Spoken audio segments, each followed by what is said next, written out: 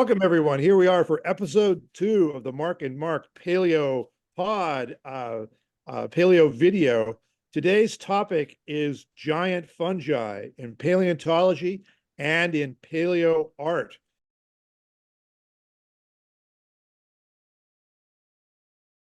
So, a very interesting show today, and we're going to start off with Mark Agostini. Okay, go ahead, Mark. All right, everybody. Well, welcome to the Paleo Podcast, and we're gonna begin by talking about a really fascinating fungi that was found. Let's go with the PowerPoint, Mark. Coming up. It's called Prototaxites, and for many that know about, say, dinosaur paleontology, obviously Earth's history is vast. It goes back 4.6 billion years, and then the earliest life is about the age of the Earth, pushing 4 billion years. But one thing that we really don't get without the advent of fungi are vascular plants, right? What for people that maybe aren't familiar with what fungus does is it breaks down detritus in the forests.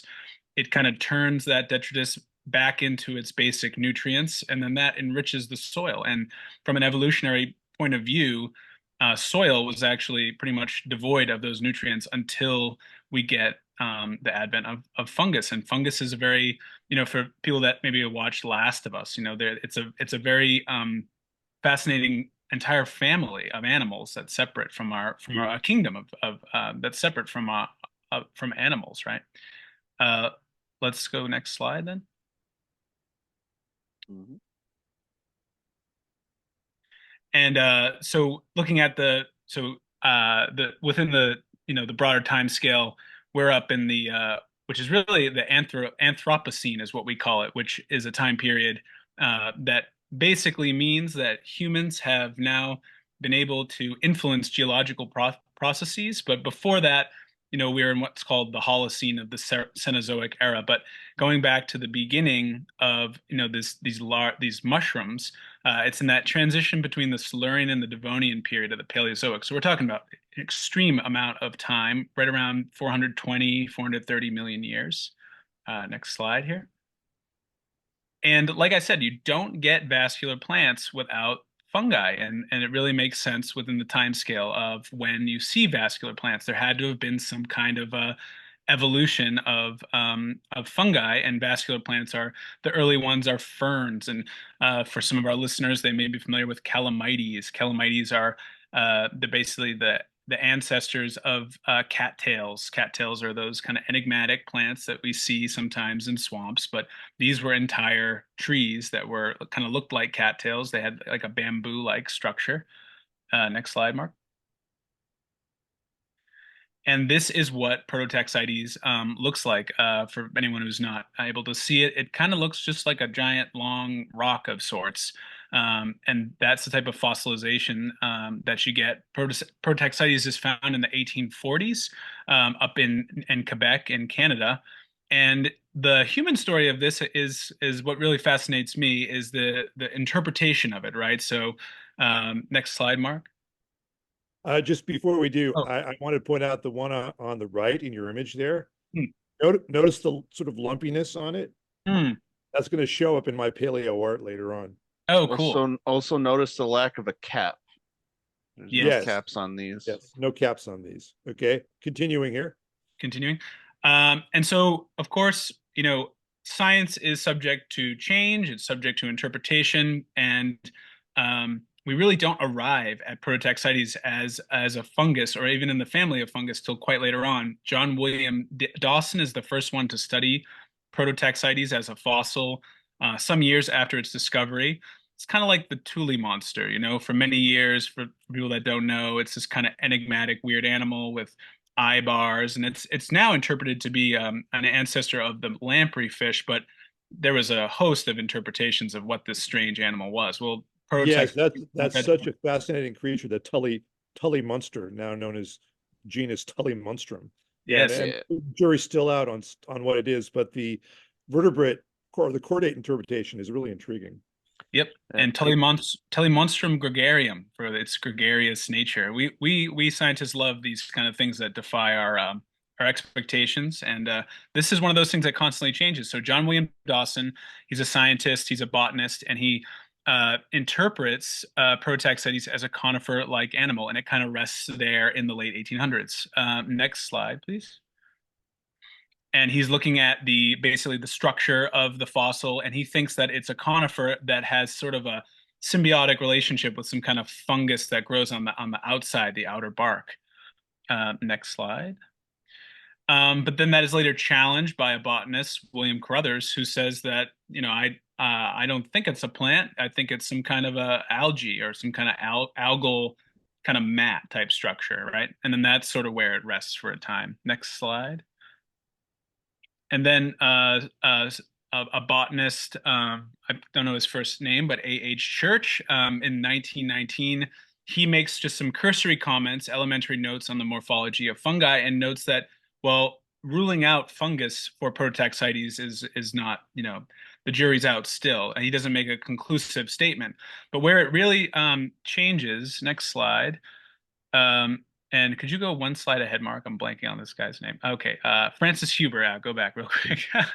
But anyway, Francis Huber is a scientist who's working at the Smithsonian Museum of Natural History, and he approaches Prototaxites from kind of a blank slate, and he evaluates it, and he uh, notes the microstructure of the fossil, and ultimately makes a convincing argument that it is fungus, that it is a mushroom. And this paper called "Rotted Wood, Alga Fungus: The History and Life of Prototaxites," Dawson, 1859. It's sort of this landmark paper where he makes his argument, and then later on, Huber, again of the Smithsonian and colleagues, they do isotope analysis of Prototaxites, and fascinating enough, they find that Prototaxites, the carbon, the variable carbons present in Prototaxites are not conducive to a plant. A plant will have typically one type of carbon isotope inside, but a mushroom, because it's parasitizing and eating other things, will have many different carbon isotopes, and that's exactly what the fossils of Prototaxites still hold within them, are these isotopes indicative of its nature as a carnivorous mushroom, because mushrooms eat other things, right? Next slide, Mark.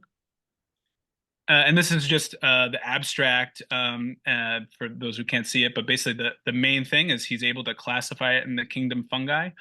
He redescribes the genus as structurally composed of these interactive hyphae, which are large, thin-walled, septate, branching, generative hyphae, which are the kind of the ways that the mushroom grows and spreads.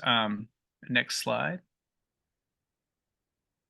And here's an image of Prototaxites. And I think some of us that didn't know, say, about giant mushrooms, and just to give people a sense of scale of this mushroom, there's a full-grown man at one end. He's seated in the desert of Saudi Arabia, and he's kind of presiding over this long black object that at one end actually kind of has almost like a cap to it. And this is interpreted as a Prototaxites fossil, and it was found in, I think, the early 2000s. But this thing has to be at least 10, 12 feet long, maybe three feet wide. And to imagine a landscape with these things, I mean, it's otherworldly, and it's where that kind of fantasy realm matches a time period in our Earth's past, right? Next slide, Mark.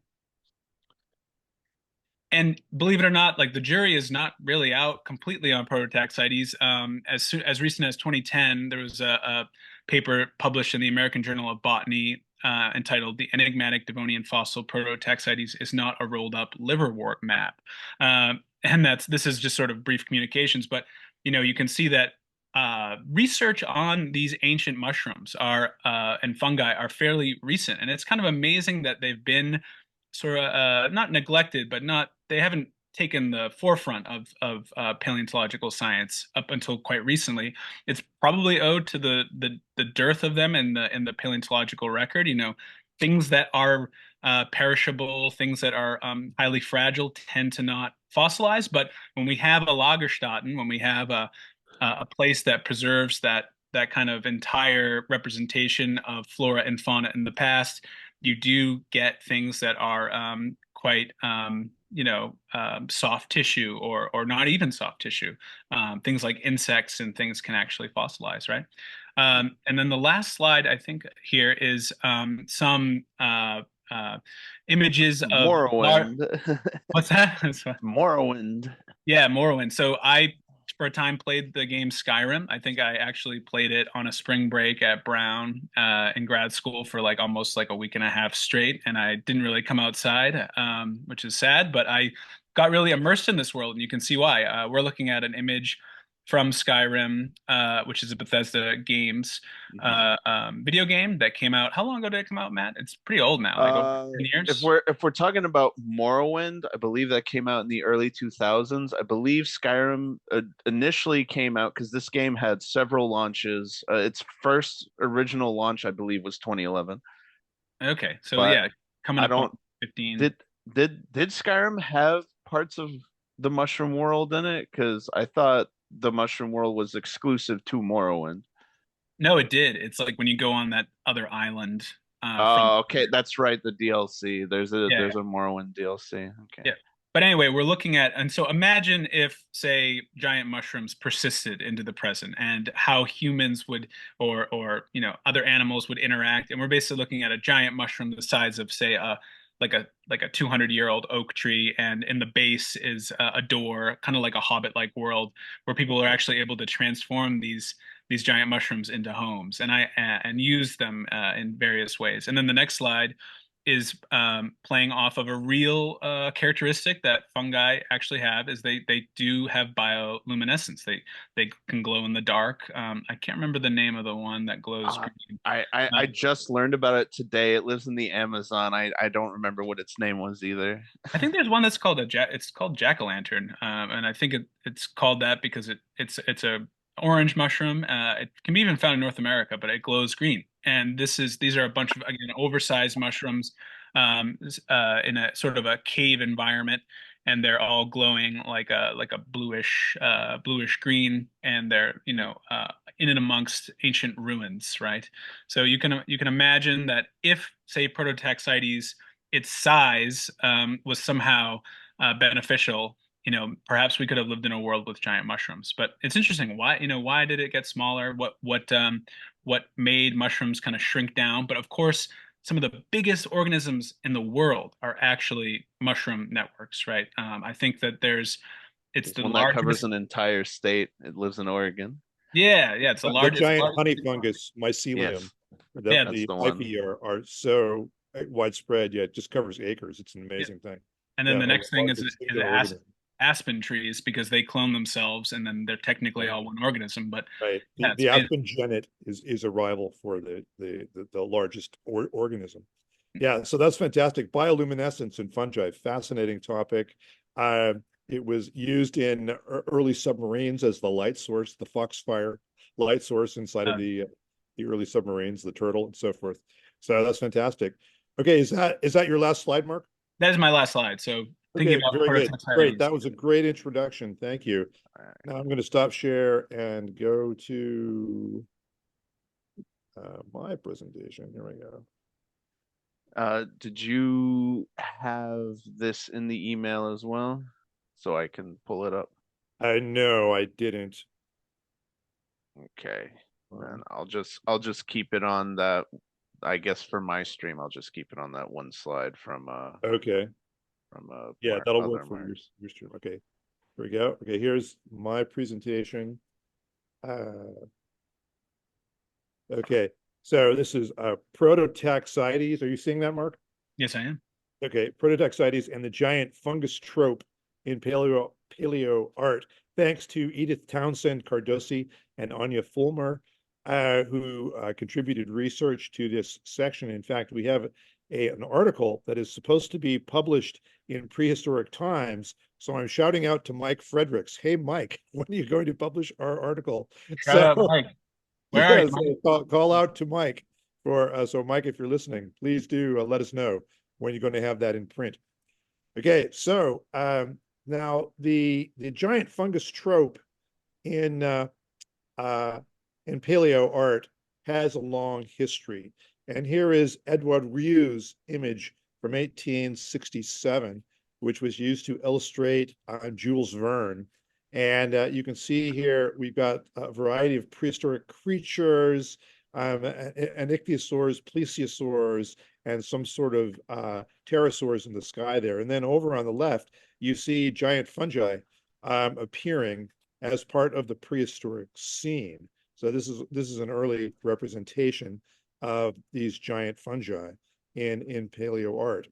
And then in Winsor McCay's classic unfinished feature-length film, Gertie on Tour, which is a descendant of the pioneering animation Gertie, the dancing dinosaur, from 1915. Here we see Gertie dancing for the other sauropod dinosaurs. And if you look in the distance there, you will see the giant mushrooms in the background. So Winsor McCay is picking up on this giant fungus trope and using it as the background in Gertie on Tour.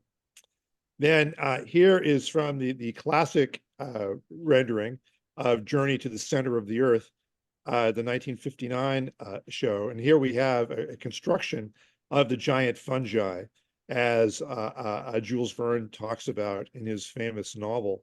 And here now it is being represented in American cinema. So it definitely has it is embedded really as a trope in paleo art throughout the decades. Now, I've been growing mushrooms. Here is my oyster mushroom kit.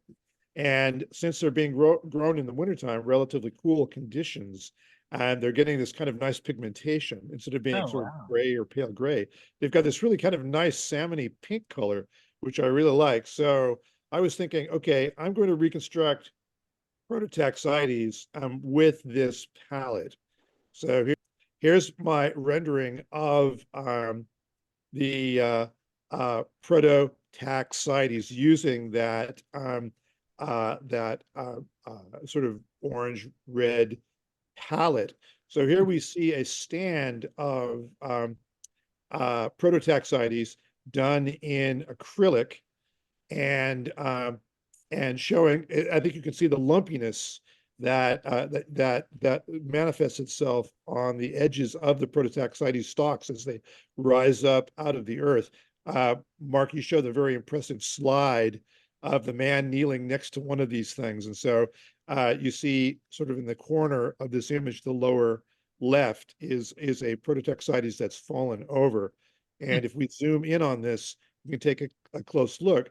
If you look at the section through Prototaxites, it actually has rings, ring structure, really not dissimilar to the tree rings that we would see in a vascular plant tree, such as a ginkgo or an oak tree or a pine tree and so forth. So it's really quite interesting that you have this concentric structure.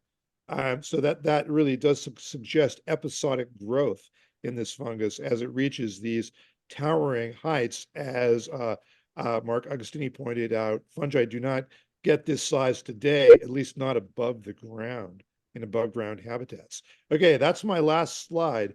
So I'm going to stop sharing and now turn it over to Matt Lafreniere. All right. Just an aside, I love that you grow your own mushrooms, Mark. That's awesome. Yes, that mushroom growing kit, it was given to me for my birthday. And so they're almost ready. I'm going to maybe saute them tonight. Oh, nothing like hen in the wood or chicken in the wood. All right, take it away, Matt. Yeah. So when I did research for mushrooms in games, it was very difficult because I was trying to figure out what constitutes what we're looking for. But basically, you can break mushrooms down into three distinct categories. One is the giant mushroom trope that we've been talking about for the past 20 minutes. It definitely makes a world look alien, exotic, immersive. It's the easiest way to make a world seem out of place compared to our world. The second is a antagonist, almost like a villain, I guess, usually depicted as a parasite, with The Last of Us, of course, being the prime example. And then the last is mushrooms as healers. Mario eats it, he becomes big, and all kinds of stuff. So I guess for starters, let's see, can I share my screen? So for starters, we've already touched on this. Elder Scrolls.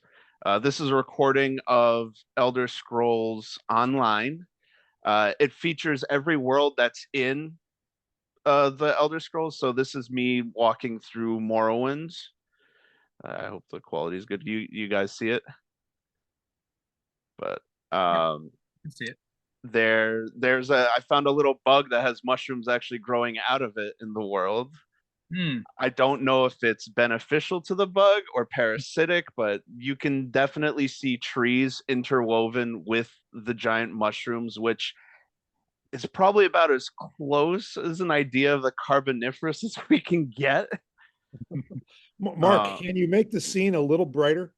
It's pretty dark here. oh shit. I don't think I can. Let's see. I think I have some daytime footage. Oh yeah, no, I do have some daytime footage.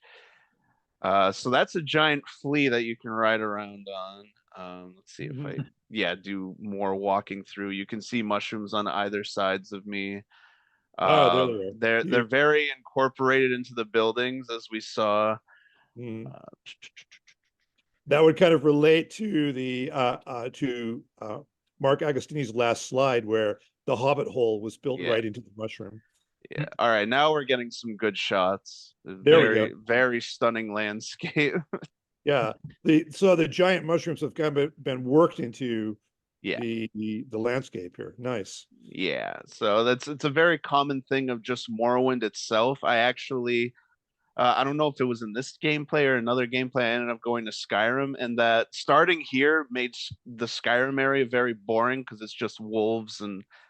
and bears and just normal everyday animals. Where it's kind of funny how the giant insect trope follows this along with the giant mushroom thing. Hmm. And one thing about the mushrooms, right, is something we note about Prototaxites, or we think anyway, is that they're these upright. Well, what they remind me of, honestly, is not the most common thing you would think of. They're phallic looking, right? But they look like stinkhorns. I don't know if anyone's ever seen a stinkhorn I, mushroom, I but think I have. Yes. but they're actually quite potent. They smell really bad. But they're these kind of they're similar shaped, but we're not actually sure if those definitively grew up upright like that. And there actually could have been quite a bit of Prototaxites that was below the ground. Recent science suggests. But one thing about video games is it's always like a traditional cap, like a gill capped mushroom. There's plenty of different variety of mushrooms, but that's the one that's the most enigmatic, probably because it's the most recognizable, right? Yep. All right. So moving on. This one was actually my favorite. I ended up recording quite a bit of this. So basically, this is a VR title. So when you see the hand movements and the head, that's all me moving around in my room. Oh, Right. So This this is a is virtual reality offering. yes. And Yeah. so this is an underwater game, and those those purple things are actually fungus, and hmm. they are conduct electricity. VR So is getting pretty good. yeah. It is. So but the fun thing is that made it even better is that this game has a mushroom biome, and basically it's very deep in the water. So this is when I first discovered it, Hmm. and I didn't realize what I was looking at until I was basically right on top of it. So is this just like a scuba diving game? Like Yeah, basically? well, it's a survival game, and you've crash landed on an alien planet. Oh. That's the burning spaceship. Yeah. Oh wow. So basically you're meant to survive and find a way home. Here's me scanning the cap. So I'm Yeah, going to very end up good. surfacing, and I'm going to end up reading what the cuz it does have some information about it. I Yeah. realized I was running out of air when I was trying to read it. Um but when I get to the surface, I pull it out and read it here. So let me just move the Zoom meeting out of the way. So there. So it says that they are cooperating, cohabitating, and competing. So the mushroom caps are separate from the stalks. The stalks are made of coral. Hmm. Mhm. Oh, interesting. Okay. And so they do mention that these caps are similar to earth fungi. So it kind of, in my opinion, doesn't really make sense. I don't think they would be symbiotically working together. I feel like the mushrooms would be disintegrating and eating the coral. Well, this is But really interesting because this idea of symbiosis yes, with fungi, of course, is fundamental for the hyper-C theory that Diana and I have worked on. But also, there are situations where mangroves will undergo symbiosis in the modern ocean with sponges. Hmm. So this kind of cooperation is not implausible, although I'm not aware of any large-scale yeah. symbioses in marine settings involving fungi, but it's entirely plausible. On land, though, fungi are instrumental in regenerating trees that have either been burned completely or partially burned. So, like that network of mycorrhizae underneath really Yeah, help plants yeah, regenerate. the mycorrhizal connections are just essential for the Now, land biota. I think I don't. something like 90% of plants require mycorrhizal connections Yeah. to survive. Now, I don't know if you guys are noticing this, but there is a line of bioluminescent creatures that wrap around the coral as well. I Those are see also that. separate. Yeah. That's fantastic. Also, they're using my salmon pink palette there for Yeah. the So these are all But mushrooms that are attached to the sides of coral. Is that what that is? yes, yeah, Okay. coral. They look And like artist conch for people that are just listening and can't see. They look like the kind that just grow right on the side of a tree. yes, so yeah, here I like the go into shelf fungi. So fungi. here I Yes. go into more mining. Let's see if I can get Yeah, us. Mark and Mark, we will pronounce fungus sometimes with a hard G or a soft G. Either one is Yeah. acceptable. Yeah, tomato, tomato. I But don't know yeah, what. Tomato, tomato, right? this biome is also very beautiful at night if I end up looking back at it Hmm. whenever that happens. But yeah, there's like networks of caves and stuff. There we go. We can see a little bit more. But yeah, no, it's a whole like fauna of alien life that is all completely made up with their own sets of biology made up for it, written by the game devs themselves. Yes. Uh, Something I like about this game is just the immersiveness makes me think about like if we really could do this on an alien planet. And yeah. even Yes. if you had a computer that could tell you what things are, I mean, imagine the probability of death, with not knowing anything, I but have died anything. several times in this game. But I mean, the luxury of us living now is we know the nature of most things. I mean, you wouldn't walk up to a lion just the same as you wouldn't eat a mushroom that you're not sure of today. I mean, uh, and thinking about the Silurian Devonian with these Prototaxites, I mean, if we could Yeah. live on land, imagine the alien nature of that landscape too. Yeah. Surprisingly, there wasn't any dangerous life forms in that biome. In this So one, yeah, huh. so there are multiple different biomes. Like there's a kelp forest, the mushroom forest, and all kinds of things. I actually ended up getting a jump scare when I got too close to the ship to see if I could salvage stuff from it, Hmm. and a giant leviathan monster came and grabbed me. So, and that was terrifying to see in VR. Yes. Right. So the next series we're actually going to move on to is surprisingly the Pokemon series. Hmm. Pokemon. Pokemon has several mushroom, uh, several mushroom Pokemon. For example, so we got this is Paris. This is our first guy here.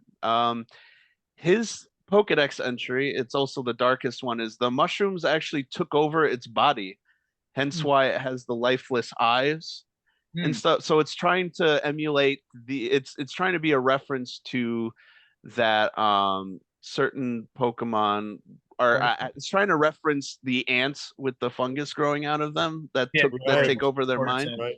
So when it evolves into hold on, this is blocking me. It evolves into Parasect. So this is the mushroom has completely taken over when it evolves, hence why the eyes don't have pupils anymore. Wow. Basically, the insect is just a husk now being controlled by the mushroom. That's Now, very interesting. It all kind of is like the Stephen King's story, yeah, a gray matter, where a guy drinks a beer that's got some bad fungi in it and they take over his body. Oh, wow. yep. And so all mushroom Pokemon, there's only 3 families. They all share the grass type, which is funny because it references how people think or the layman thinks these are all just plants as Right. opposed to animals.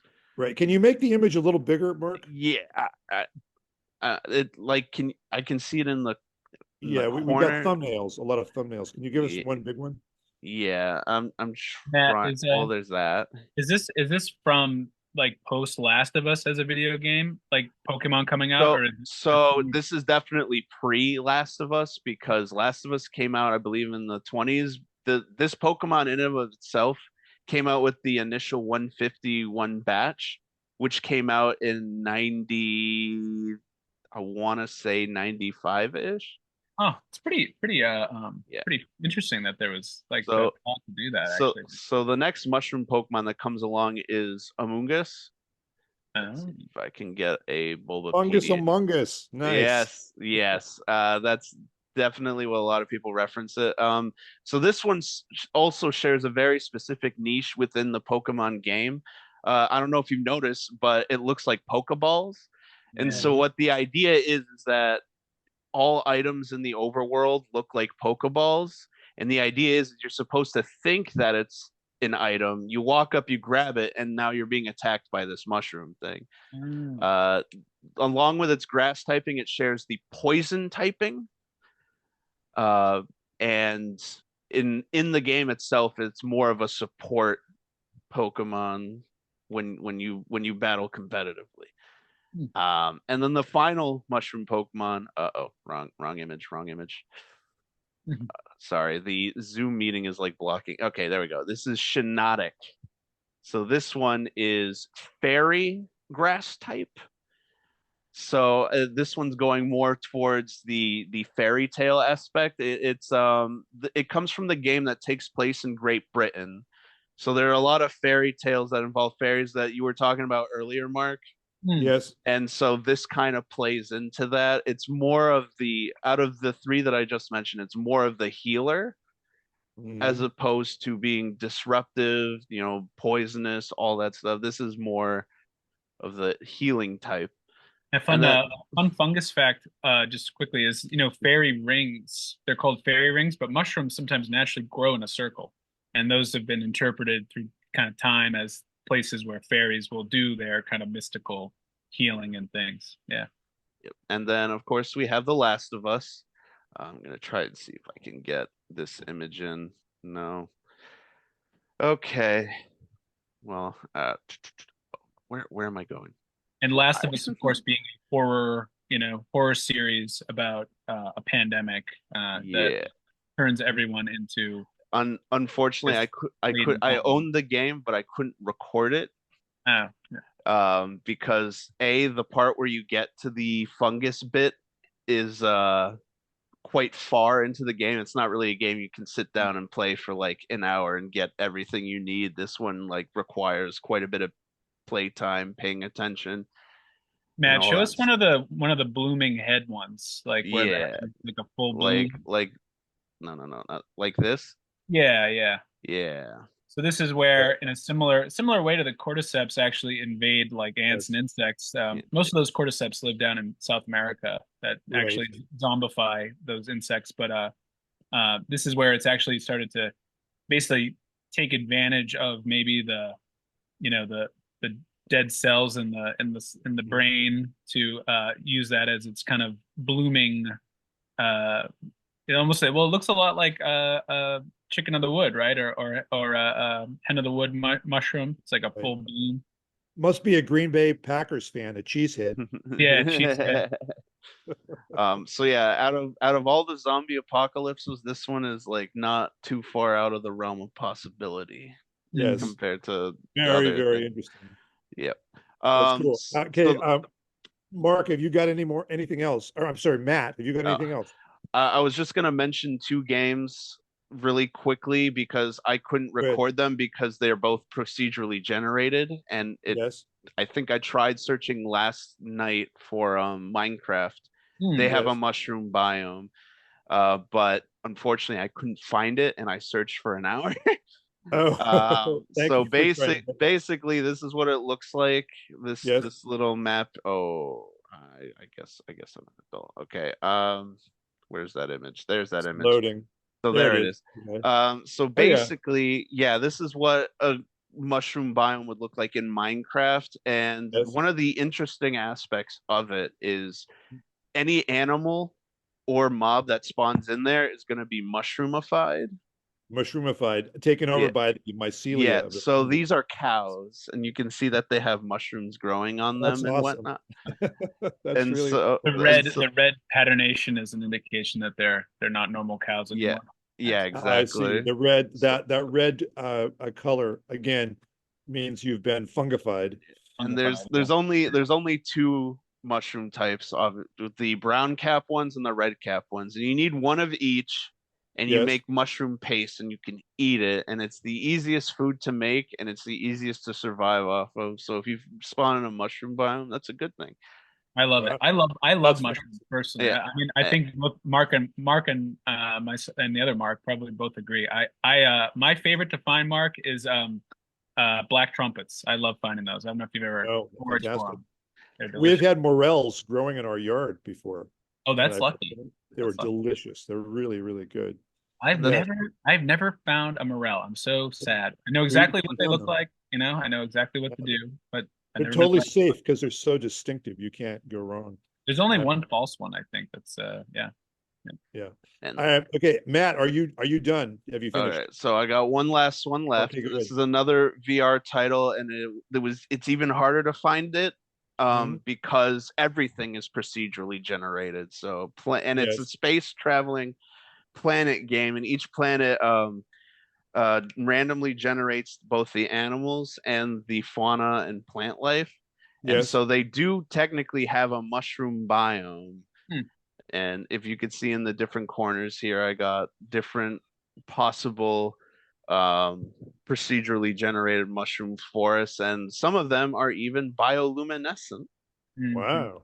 So, So one thing that we're definitely seeing is fungus is a huge kingdom, right? And what we're Yes. seeing represented in paleo art, well, not paleo art, but in various media, multimedia mhm. representations, is kind of only a couple variations. I mean, we have the standard guild, mushroom with a traditional circular cap that's quite broad, like umbrella shaped.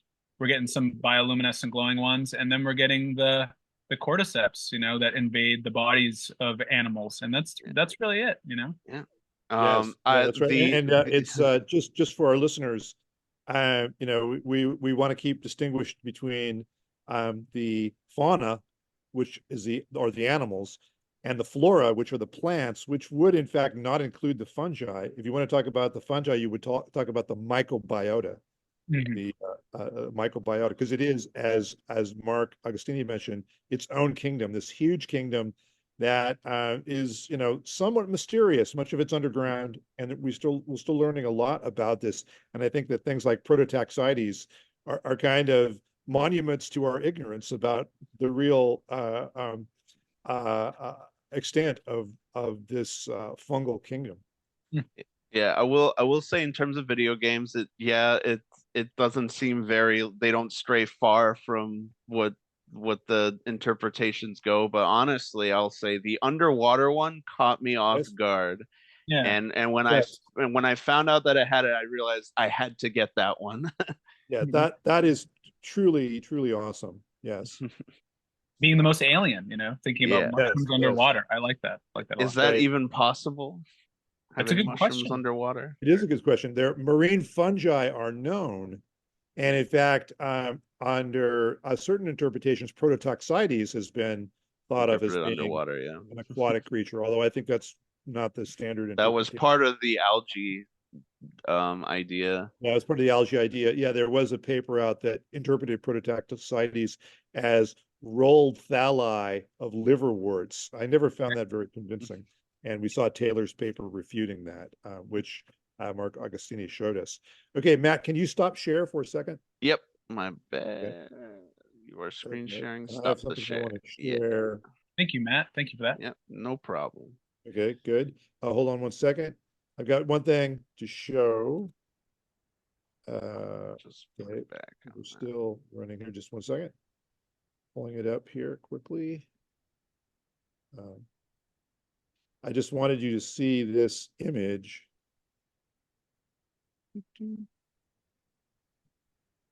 That, hold on. This is a paper published in the journal Reptiles and Amphibians. Let me share it with you. And here, this is not from gaming, but rather the real biota. And it's a mushroom sprouting out of a living frog. Can you guys see that? Yeah. Wow. Yeah. What? Here is a frog with a mushroom growing right out of its side. Oh my God. Now, that's really kind of interesting. And I think it provides a wonderful segue. And it's in India, Mark, right? India. Yeah, yes, this is in the Western Ghats, near Kerala, India. And so here it is, just to, you can even see the cap on the mushroom popping right out of the side of the frog. The frog looks like it's in perfect health. So this will provide a really nice segue for us, because we're going to come back in PaleoPod to the fungi when we talk about hyper-C theory and hypertopias, where we will get this intermingling of fungi, not only with plants, but also, as we see here, with animals, and some of the implications of that for our understanding of the biota, the Paleozoic and post-Paleozoic biota, and how that really created the terrestrial biosphere in many ways. So we have much more to talk about, but this has been a fantastic introduction to fungi, how they're represented in digital interactive media, in PaleoArt, a little history of Prototaxites, which has got to be the weirdest fungus or fungus-like creature in the whole fossil record. So thanks, guys. This has been really great, and we will continue this in a future podcast with Hyper-C and discussion of Hyper-C. Any other comments from you, Mark or Matt? Well, I just have one kind of quick thought experiment. I mean, one thing that, us paleontologists are always interested in is, like, where can we go to find this type of fossil? And one thing that comes to mind is, your inner fish. I'm blanking on his, what is his name, Mark? You would know. Neil Shubin. Neil Schumann of, I think, Harvard PhD. He goes to the Antarctic looking for basically the kind of missing link for an animal that emerges out of the water, and Tiktaalik is found. And actually, fun fact, where I go to Brown, Stephen Gatesy actually is the one who discovered the fossils, and he is not credited. Tisk tisk, Neil Shubin, but he is the one who actually found the remains. And he's a great paleontologist who studies dinosaur locomotion, among other things.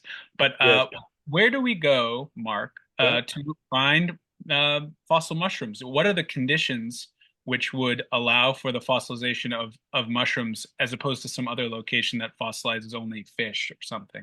That's a great question, Mark. Now, mushrooms typically do not have mineralized tissues of any sort. So they're essentially soft-bodied, like a soft-bodied animal or an ediacaran. So you would have to go to situations of special preservation. Lagerstätte will sometimes preserve mushrooms. One of the most interesting cases are mushrooms that have been trapped in amber and have been preserved in beautiful condition. There are amber mushrooms known. Also, for fungi fossils, you can find them going all the way back to the early Devonian.